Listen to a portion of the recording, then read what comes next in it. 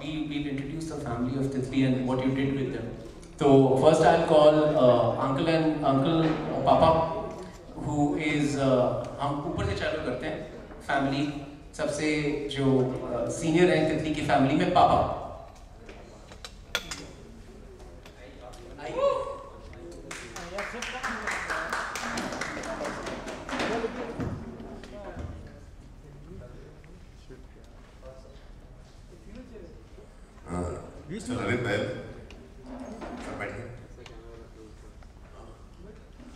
नहीं, ये इन्होंने पापा का रोल किया है फिल्म में, और ये फिल्म डायरेक्टर के भी पापा हैं, और फिल्म डायरेक्टर जो हैं वो थोड़े से घबराए हुए थे कि मैं इनको कास्ट करूँ कि नहीं करूँ. उनका काफ़ी थिएटर में बैकग्राउंड रहा है, और ये एक अलग तरह का नेपोटिज्म है जो बहुत कम होता है.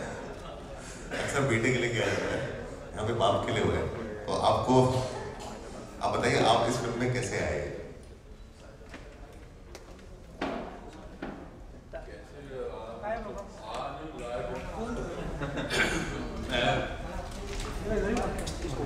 ये भी जो फिल्म की बात हो रही थी उसी सिलसिले में ये भी मुझे जैसा ही लग रहा था.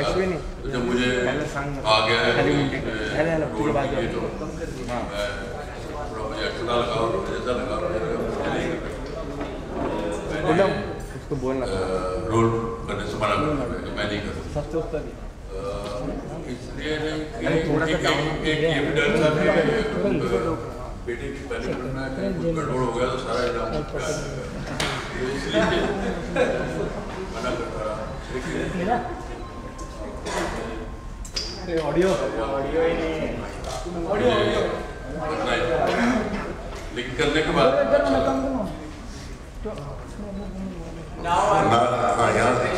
Next generation Ranveer Shorey And Vikram Seah. Ranveer Shorey नहीं, सॉरी, अमित सियार.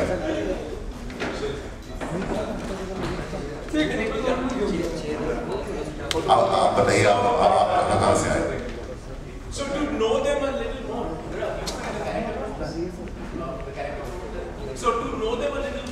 We'll play to know about the Titli family a little more. We'll play three promos, right? Right, sir? No, one episode. One episode will give them an exclusive. Okay, so know a little more about the Titli family. We'll just do this. Please play.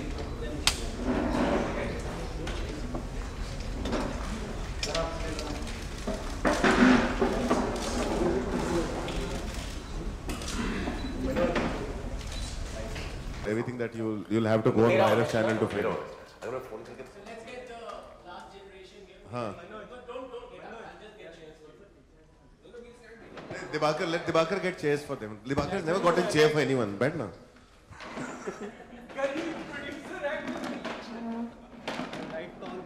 Light on करो.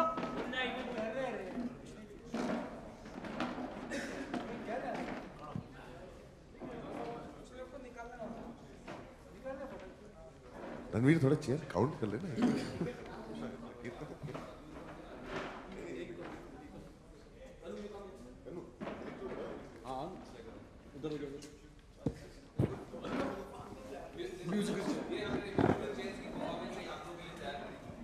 ऐसा लग रहा है कि ये film मैंने produce की है और तुम सब उसको करना है.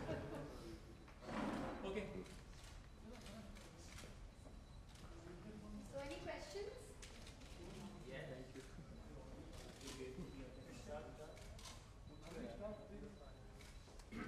देखिए, मैं कुछ कहना चाहूँगा सबसे पहले ये पीस देखने के बाद, कि जो भी मैंने अभी तक तितली के लिए इंटरव्यूज किए हैं उसमें बार बार ये सवाल उठता है कि मेन स्ट्रीम इंडिपेंडेंट. तो ये आई थिंक बहुत अनक्लियर हैं लोग कि what is masala apart from main stream, because you can have a main stream film which is also sensible and intelligent, but वो क्या चीज है जो मेन स्ट्रीम को मसाला बना सकती है या एक इंडिपेंडेंट फिल्म में हम एक्सपेक्ट करते हैं. So I am just saying that I think the most obvious thing is honesty, कि आपकी फिल्म में ऑनेस्टी है कि नहीं. एंड आई थिंक जो हमने आज इंटरव्यू देखी अनुराग और दिवाकर की, is you can tell, you know, why they are the most successful filmmakers of our generation, because I think I've never had a more honest conversation between two filmmakers than what I've just seen. So it was not only entertaining, it just reveals so much about you guys. बाकी मैं ज़्यादा बोलूँगा नहीं, I am in great company, आप लोग mic लीजिए. मैं बहुत अफसोस है, उसके बदले में दिवाकर के साथ मैंने बहुत कुछ किया है, वो पर्सनल है. लेकिन हाँ, ये फिल्म तो स्क्रिप्ट स्टेज से ही बहुत ही अच्छी रही, और जो बनी है वो तो खैर कुछ और ही लेवल पे थी. तो इस फिल्म के साथ मेरा एसोसिएशन जो वो जनरली होता है बहुत सिर्फ प्यार का और रिस्पेक्ट का है. जो फिल्म मुझे जलाती है उस फिल्म को मैं देख करके और आगे बढ़ने की कोशिश करता हूँ. सी कनु एंड मी, हम दोनों ना थोड़े से मोरोज रोंदू तबीयत के हैं. हाँ फिल्म बना रहे हैं, हाँ इतने एक्टर आ गए हैं, हाँ पहली फिल्म हो गई, हाँ फेमस हो गए हैं. तो अब हम दोनों का नेचर थोड़ा सा कॉमन सा है. We see the negatives first, right? और you just act that way with me. नहीं, फाइनली भी तो हाँ अच्छी बन गई, वो भी वैसे. हाँ ठीक ही बनी है, लेकिन यू नो 47 मिनट में यार वो कट सही नहीं लगा एंड ऑल दैट. इस तरह से तो बातें चलती. At least I am like that and with me कनु इज लाइक दैट. सो लेकिन अनुराग एक ऐसे फिल्म मेकर हैं जो सबसे पहले पॉजिटिव्स देखते हैं. तो जब हम तितली पे काम कर रहे थे, लिख रहे थे, सोच रहे थे क्या करें क्या नहीं करें, at that time it was Anurag who used to call up and say, क्या कर रहा है तू, क्या कर रहा है तू, प्रोड्यूस कर रहा है कि नहीं, मैं कर दूंगा, इतनी अच्छी फिल्म, बड़ा फिल्म है. तो इस तरह के बार बार जो वो पॉजिटिव चीज़ें कहते रहते थे, उससे हमारा हौसला बढ़ता था. So that's a big contribution that Anurag has had to the making of Titli. So sir, even Anurag has helped you out with creative input for the film, or like sorry, so creative input, nothing sir. मैं जब खुद की फिल्में produce करता हूँ, मैं producer होता हूँ और मैं वैसा प्रोड्यूसर बनने की कोशिश करता हूँ जैसे प्रोड्यूसर मैं चाहता हूँ कि वो फिल्म मुझे अपनी बनाने दें. तो ऐसा नहीं है, मैं सिर्फ पीछे बैठ के इनकरेज करता हूँ. जब कुछ प्रॉब्लम होती है तो, और कोई बुलाता है तो होता है. तितली मेरी ज़रूरत नहीं थी, ये दिवाकर था, ये वायरफ था, कनु था, उन्होंने अपनी फिल्म बनाई. और इसका जो प्रोसेस है मैं वो जानने की कोशिश कर रहा हूँ. आजकल जो फिल्म बना रहा हूँ उसको रेप्लिकेट करने की कोशिश करता हूँ, सोच उसकी कि इंटरव्यू में से कनु से क्या क्या निकाला था मैंने, मैं भी कुछ वैसा करूँ. Sir, but Anurag, you make comments which is heartbreaking for the audience, Indian audiences, because at times your fans wanted, because you recently said that you are gonna leave Indian cinema और क्योंकि आपकी जो creativity है वो restrict किया जाता है. मैंने ऐसा बिल्कुल नहीं कहा, ये भी आप ही ने कहा. ये भी आपने मेरे बिहाफ पे कहा. मैं इंडिया से बाहर जाने की बात हो रही थी कि मैं यहाँ से बाहर जाऊँगा, और मैं जाता रहता हूँ और आता रहता हूँ. वो आधे टाइम वैसे ही मैं बाहर रहता हूँ.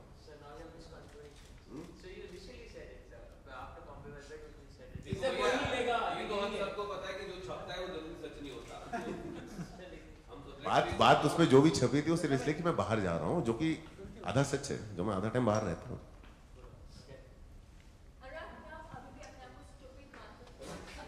मैं हूँ स्टूपिड तो हूँ मैं, और लेकिन उतना नहीं हूँ जितना होना चाहिए. उतना स्टूपिड और उतना फुलिश होना बहुत जरूरी है. जब आप ऐसी फिल्म बना सकते हो, मैं उतना हूँ नहीं, मैं ढूंढता रहता हूँ. अभी मैं जानबूझ के अपने अंदर की सारी बेवकूफियाँ ढूंढ रहा हूँ कि मैं एकदम सींग उठा करके चलूँ. और जैसे कनु बहल है, कनु बहल जब फिल्म बनाता है और देखता है तो आप उसको देख के लगता है कि यार इसका क्या होने वाला है, इसको दिखाई दे रहा है ये कहाँ जा रहा है. अच्छा है वो उस तरह का वो चाहिए होता है फिल्म मेकर के अंदर जुनून. हम लोग को थोड़ा क्या है, आजकल बहुत ज्यादा सपोर्ट मिल गया है. मतलब इस होल तितली का जो मॉरल स्टोरी वो ये है कि आ बहल मुझे मार.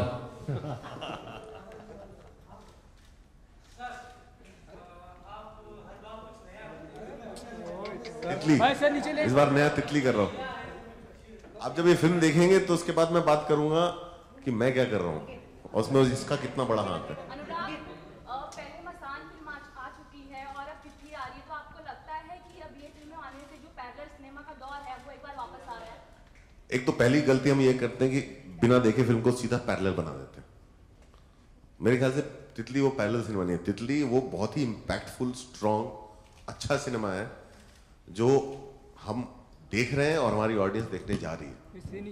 और ये काफी समय से चलता रहा है, धीरे धीरे बिल्टअप हो रहा है, बहुत सालों से चलता रहा है. अब वो ऐसा, अब इतनी अच्छा समय आ गया है कि हर 1-2 महीने में एक ऐसी फिल्म आ रही है. तो कह सकते हैं कि ये कमर्शियल फिल्म होगी? मैं तो होप करता हूँ हर अच्छी फिल्म कमर्शियल फिल्म हो. हर अच्छी फिल्म कमर्शियल फिल्म होनी चाहिए. और मेरा कमर्शियल का डेफिनेशन है कि जो फिल्म बाहर जाए और लोग उससे एंगेज करें और जो पैसा कमाए वो कमर्शियल फिल्म है। और तितली जो है एक ऐसी फिल्म है जो मैं पता नहीं कितनी बार देख चुका हूँ, और हर बार वैसे ही देखता हूँ और हर बार घुस जाता हूँ उसमें। मेरा सवाल दिवाकर से है। दिवाकर, जो फिल्म का टैग लाइन है वो है हर फैमिली फैमिली नहीं होती है, तो आखिर क्या होती है? हर फैमिली वो वाली फैमिली नहीं होती जो फैमिली देखने से आप अभ्यस्त हैं। आपके घर में जो फैमिली होती है, देखिए हर फैमिली फैमिली नहीं होती। वो ऊपर वाला व्हाइट में, नीचे वाला रेड है, ये सिंबोलिज्म है। जो व्हाइट है वो आपके घर वाली फैमिली है, और जो रेड वाली लाइन है वो आपकी फिल्म वाली फैमिली है। आप जब फिल्मों में आके फैमिली को देखते हैं तो उसमें बाप, बेटा, बेटी, बहू, भाई एक तरीके से बिहेव करते हैं। आपके घर में कैसे बिहेव करते हैं? आपके पिताजी ने कभी आपको बोला था कि जा तुझे जो बनना है बन? अच्छा, बोला था? आपके पिताजी से मैं मिलना चाहूंगा उनका हाल, क्योंकि हम सब ज्यादा आप ही को देखकर बनी थी वो फिल्म। हम सब के ज्यादातर पिताजियों ने हमसे यही कहा है, और उन्होंने अपने धर्म से सही कहा है कि ये सब तो ठीक है, अभी वो इंजीनियरिंग का कोर्स है वो पूरा कर लो, उसके बाद देखते हैं क्या करते हैं, ठीक है? या फिर जब मेरे को इंस्टीट्यूट से निकाल दिया था तो मेरे पिताजी ने कहा था ठीक है, हर कोई रविंद्रनाथ टैगोर नहीं बनता, मैं तुम्हारे लिए जो वो 10वीं फेल 12वीं पास है और जो 12वीं फेल ग्रेजुएशन है उसका मैं प्रोस्पेक्टस लाके दिया है, तुमको ये भरो और मेरे साथ चलो हरिनगर घंटाघर और अपनी ग्रेजुएशन करो कॉरेस्पॉन्डेंस में। तो पिताजी लोग हमसे यही कहते हैं। तो लेकिन ये फिल्मों में उतना नहीं दिखता है। या हमारे घर में जो हमारी फैमिली हमसे जो जबरदस्ती करती है, या हम जो अपनी फैमिली से लड़ते भी हैं, झगड़ते भी हैं, लेकिन प्यार भी करते हैं, वो अभी फिल्मों में थोड़ा थोड़ा दिखना चालू हुआ है, लेकिन पहले उतना नहीं दिखता था। तो तितली में वो चीज कुछ ऐसे दिखी है कि हम सबको लगेगा कि यार ये किसी ने हमारी फैमिली के सबसे अंदर की सीक्रेट की बात ना, जो हमने पहले कभी किसी नेबर को नहीं बताई, वो हमने आगे कर दी, वो निकाल दी। तो तितली में हम हर एक की फैमिली के एक्सपीरियंसेस जुड़े हुए हैं। तो इसलिए हर फैमिली फैमिली नहीं होती का मतलब है कि हर फैमिली फिल्मी फैमिली नहीं होती। ओके अनुराग, मेरा सवाल आपसे है, जैसे आपने कहा कि मैं खुद प्रोड्यूस करता हूं तो लिबर्टी ज्यादा होती है, क्रिएटिविटी का ज्यादा दखल रहता है, क्योंकि कोई आगे इन्वॉल्व नहीं होता कि बॉस ये मत करिएगा वो मत करिए, स्टूडियो इन्वॉल्व होते हैं ज्यादा करके। अब मानते हैं कहीं ना कहीं इस दखल से भी फिल्में फ्लॉप हो जाती हैं, डिजास्टर हो जाती हैं, कामयाब नहीं होती? नहीं, ऐसी हर फिल्म की एक अलग कहानी होती है। हम लोग की टेंडेंसी जनरलाइज करने की है।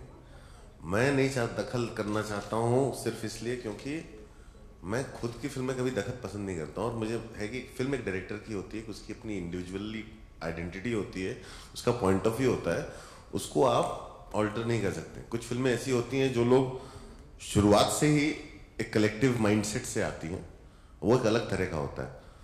तो वो बहुत ही मतलब अच्छी फिल्में फ्लॉप भी होती हैं, बुरी फिल्में भी चलती हैं, अच्छी फिल्में बहुत हिट भी होती हैं, और कई बार बुरी फिल्मों का वही असर होता है जो होना चाहिए। तो ये सब चीज़ें कोई सेट नहीं है, ये सब कुछ सेट नहीं है। वो कहाँ से कब कैसे क्या होता है वो देखने की बात है। ओके, एक दौर था जब फिल्म मेकिंग बहुत चुनिंदा लोगों को पता थी, मनमोहन देसाई साहब, यशराज फिल्म बहुत चुनिंदा, प्रकाश मेहरा साहब। अब कॉर्पोरेट का जिस तरह से इन्वॉल्वमेंट हो गया है फिल्म मेकिंग को लेके, ईपी डीपी दुनिया भर के लोग शामिल हो गए हैं, तो आप मानते हैं कि उनका दखल ज्यादा हो गया उनके आने से, क्योंकि एक लिबर्टी खत्म होती है एक मेकर की? दखल का एक क्या है ना कि अगर नहीं नहीं, आप जिस दखल की बात कर रहे हो एक हमेशा से एक सक्सेसफुल, एक पावरफुल आदमी किसी भी चीज में चाहे तो अपना ओपिनियन दे सकता है। वो तो फिल्म मेकर के ऊपर डिपेंड करता है। मतलब मुझे नहीं लगता कि कन्नू बहल जैसा फिल्म मेकर किसी तरह का दखल जो है डील कर पाएगा, दिवाकर डील कर पाएंगे या मैं डील कर पाऊंगा। तो दखल आप कितना स्पेस देते हो किसी को दखल देने का, या आप अपना काम कितना नहीं जानते हो। कई बार आप सामने किसी से डील कर रहे हो, आपको लगता है कि यार इसने स्क्रिप्ट तो बड़ी अच्छी लिखी थी, लेकिन इसको मुझे तो पता ही नहीं आदमी जो बोल भी रहा है सही बोल रहा है, इसको समझ में आता है कि नहीं आता। कई बार ऐसी चीज हो जाती है कि वो आपके इंटरवेंशन से ही सॉल्व होती है, सामने वाला खुद ही आके बोलता है भाई मुझे रास्ता दिखाओ। तो ऐसा नहीं है, वो हमेशा से रहा है, शुरू से रहा है। बल्कि कॉर्पोरेट के आने की वजह से या कॉर्पोरेटाइजेशन की वजह से या इंटरनेट की वजह से सिनेमा जो है बहुत सारा इस तरह का जो सिनेमा बन रहा है, और बहुत सारा बनना पॉसिबल हो गया है आज की डेट में। आई थिंक जो भी होता है सब सही ही होता है, मतलब इतना ज्यादा नहीं सोचता हूँ मैं।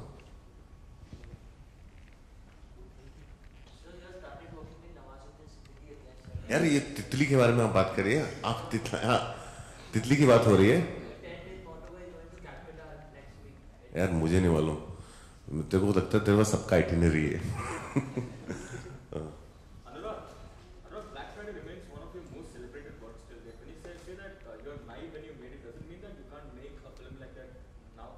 नहीं, I am seeing that kind of innocence that you believe in the truth and going out and making it. नहीं, मुझे मालूम है कि ब्लैक फ्राइडे बनने के बाद क्या क्या दिक्कतें हुई, सेट कहाँ पे अटकी, और क्या मैं रेडी हूँ उस तरह की जर्नी के लिए, फिर से लड़ाई करूँ, फिर से कमरे में बंद हो जाऊँ, फिर से झगड़ा करूँ।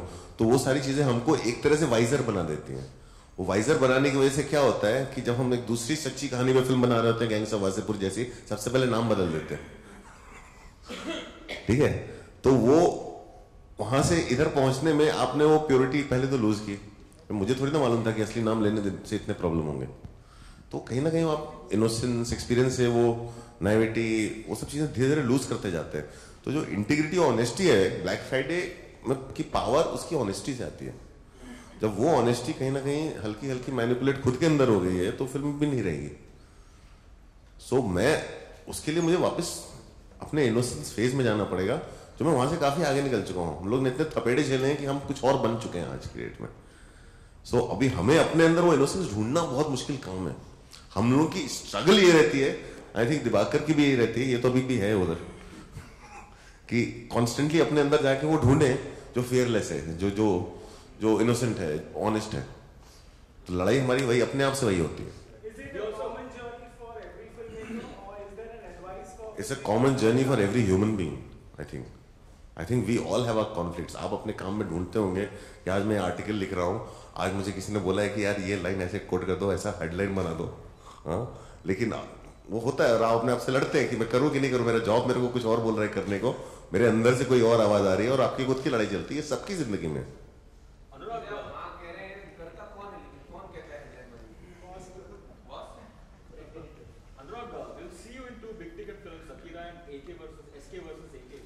अभी देखिए आपको ना, आप हम तितली के बारे में बात करेंगे और नहीं, generally I am telling, I am appealing to, you know, I am saying when we make a film like Titli, the film like Titli needs to get out there and be seen by people. So I'm saying stop looking for your headlines and stop looking for anything. Let's talk about Titli.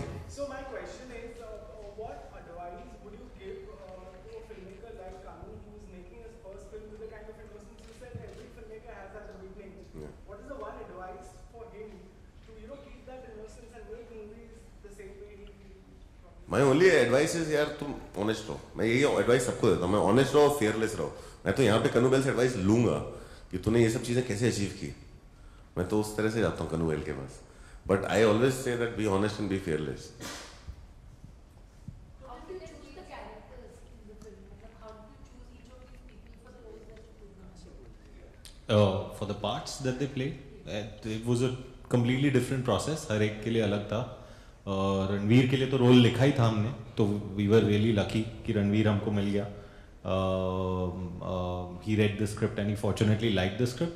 तो it was the same for Amit. Amit के साथ मैंने LSD में काम किया हुआ था and I think he's one of the most underrated actors in the country. So Amit और रणवीर तो दोनों के लिए लिखा था और मिल गए। शशांक से मैं कुछ 4-5 साल पहले मिला था और तितली के लिए मैं एक ऐसा फेस और बॉडी टाइप चाहता था जो ज़्यादा एक्सप्रेस चाह के भी ना कर पाए।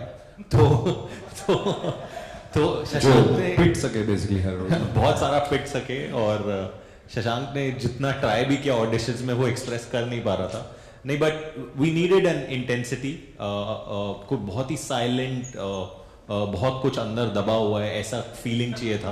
अंदर दबा हुआ से याद आया कि one of the chief methods of casting for the main role was, इन्होंने शशांक को कहा कि तुम्हारी वर्कशॉप हो रही है, तुम जुहू बीच में जाके संडास करके आओ 1 हफ्ते के लिए रोज। और मैंने पूरी अंदर कोशिश दबाने वाला he is taken to new limits. Now he'll tell you how. तो वो दबा रह गया था, पहले 3-4 दिन दबा ही रहा था, पेट में दबा रह गया वो, मतलब बाहर निकला ही नहीं। टैगलाइन से हर फैमिली फैमिली नहीं होती, आप कितना रिलेट करते हैं इससे?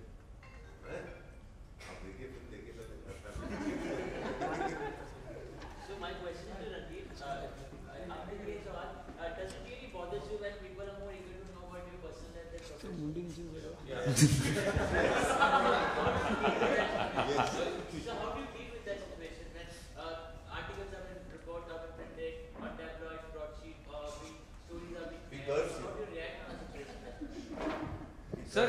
how you learn to, if you live in a place which is surrounded by bats or by mosquitoes and तो आप क्या करोगे? कभी मान लोगे वो जो क्या कहते हो ओडोमॉस लगा लोगे, बैट रख लोगे.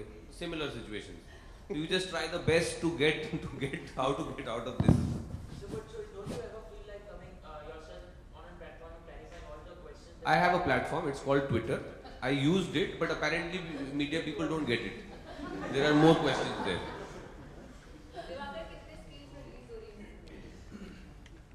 Upwards of 3,000. अबे मजाक कर रहा था यार.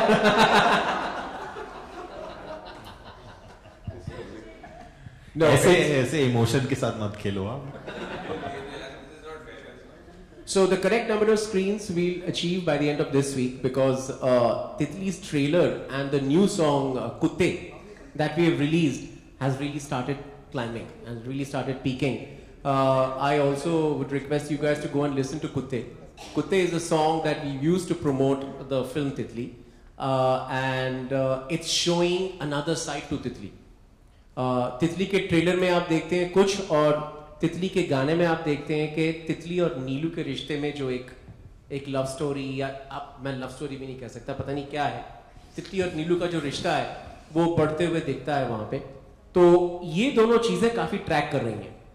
और वायरएफ डिस्ट्रीब्यूशन बहुत ही एक्सपीरियंस डिस्ट्रीब्यूशन एक डिपार्टमेंट है, और वो लास्ट मोमेंट तक ट्रैक करते हैं कि किस तरह से फिल्म की जो पॉपुलैरिटी है, एंटिसिपेशन है, वो आगे जा रही है.